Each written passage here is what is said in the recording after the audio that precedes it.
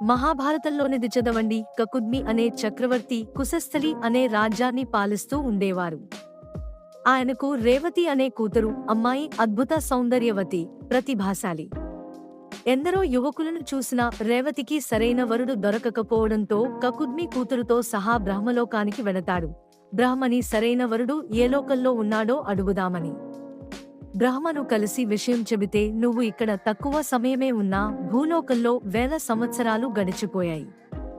ఇప్పుడు అక్కడ నీ రాజ్యమూ లేదు, నీ మనుషులు లేరు అనడంతో రాజు ఆశ్చర్యపోయి మరిప్పుడేమి చేయాలి అనడంతో బ్రహ్మ, ఇప్పుడు కృష్ణావతారం అవుతుంది, బలరాముడికి రేవతినిచ్చి వివాహం చెయ్యి అనడంతో ఇంకా ఆలస్యం చేస్తే అవతార పరిసమాప్తి కూడా అవుతుందేమో అని వెంటనే భూలోకానికి తిరిగి వచ్చేశారు.